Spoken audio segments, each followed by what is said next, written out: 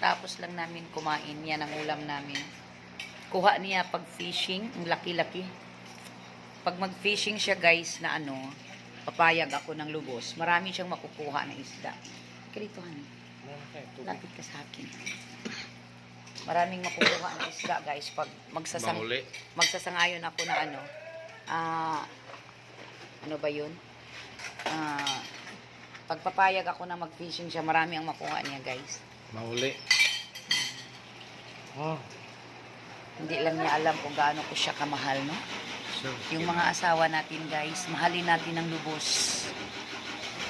Yung pagmamahal na walang hanggan. Mel. Of course, father ng mga anak ko ito.